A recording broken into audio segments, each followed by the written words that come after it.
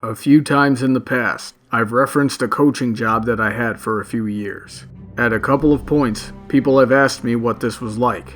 Well, it was something along the lines of, if you had what it took to be an elite flyer, you'd already be a Wonderful. Give me 500 laps. All of you!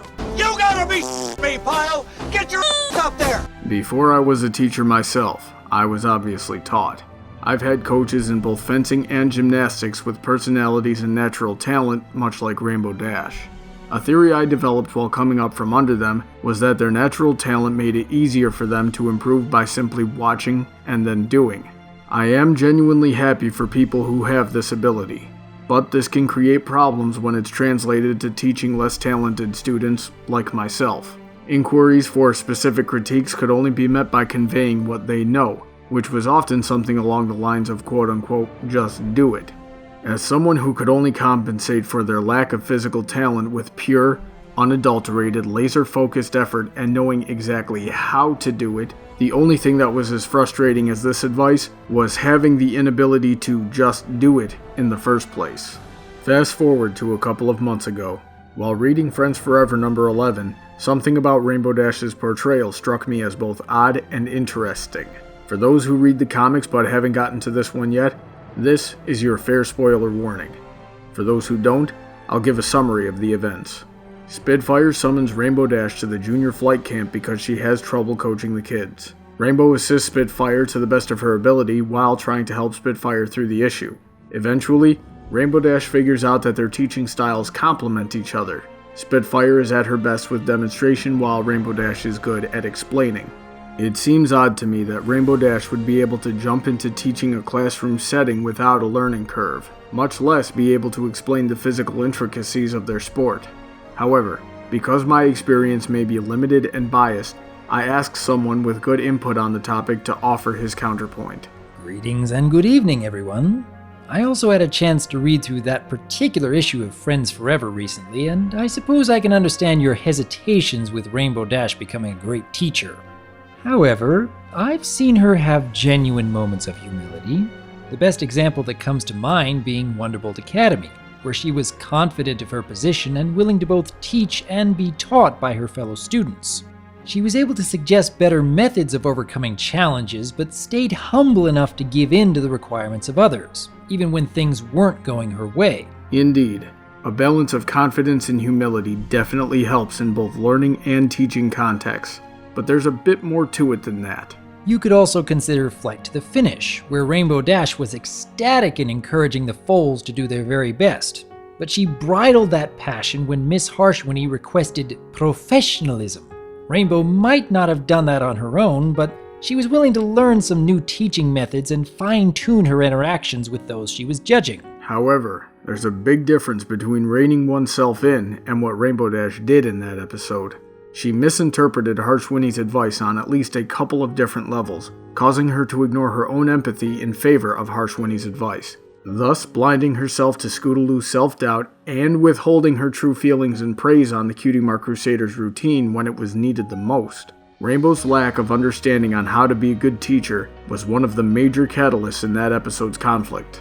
But don't forget that Rainbow Dash managed to give Scootaloo the encouragement she needed and made that difference later on when it was most important. I realize that Rainbow Dash has many weaknesses that could very easily keep her from becoming a great teacher, but the potential is there. Perhaps she is not quite as capable a teacher as, say, Twilight or Applejack as of yet, though Rainbow Dash has been maturing over the course of the series. And I think she has quite a few more lessons to both teach and be taught. What do you think, Brony? I agree. I never doubted her potential, but the question becomes whether or not she'd realistically realize that potential immediately when placed in a classroom setting. When I started coaching, I believed in the potential of those that I was teaching. I believed that brutal honesty and being forged like steel was the only true way to bring out that potential. Spitfire exhibits this same philosophy and our methods are very similar. But, as it was in the comic, so it was in my own life.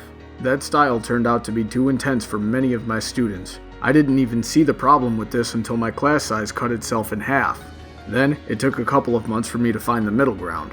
In order for Rainbow Dash to do what she did in Friends Forever number 11, she would likely need to make a similar arc. Can you provide evidence of this development? There's also May the Best Pet Win, where in the end, Rainbow Dash discovered that her methods for choosing were wrong. Her high standards didn't get her what she wanted most. Her understanding of loyalty did. We haven't seen her being that harsh with any pony or any pet since then. So would that be a good example of a lesson learned? You may be onto something, but then the next issue would be her patience. Even when considering what she's learned in May the Best Pet Win, Rainbow Dash still charges ahead in every other situation that might involve problem solving. This sort of confrontational tendency can make it difficult for someone to have the patience to go through the trial and error involved in finding the root of the problem, as well as its solution, that a lot of students will inevitably require. From there, it would likely be a long while before she could consistently spot these problems, and I don't believe we've seen this either. The best example that I can think of is perhaps Sleepless in Ponyville, where she seemed oblivious to Scootaloo's issue right up until she had to catch her out of a waterfall. Indeed. To be fair though, both of her friends as well as Rarity were oblivious to Scootaloo's issues as well. Applejack was the only one who even came close to understanding what was going on, but still didn't do anything about it. Though patience is certainly something that Rainbow Dash is still having issues with. But what about the Friends Forever comic that you brought up earlier? Given that Rainbow was far more patient and understanding with the young flyers than Spitfire had been, would that show how she is progressing in that area? I'll acknowledge the possibility that Friends Forever number 11 itself is a demonstration that this progress has been made somewhere, as it's absolutely necessary in order for Rainbow Dash to demonstrate what we saw in this comic.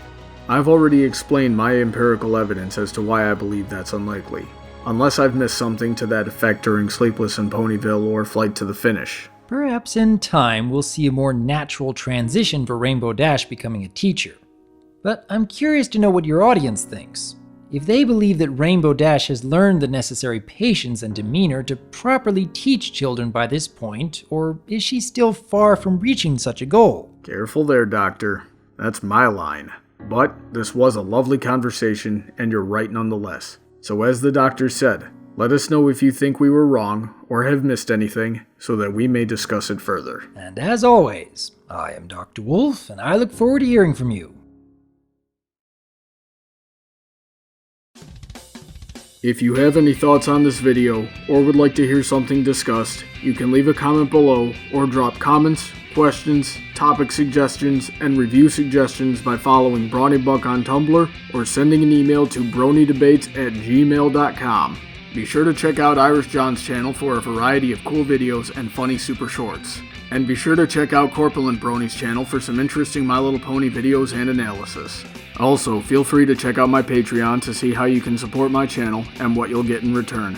Big thanks to all of those supporting me already. Have a great day, and I look forward to hearing from all of you soon.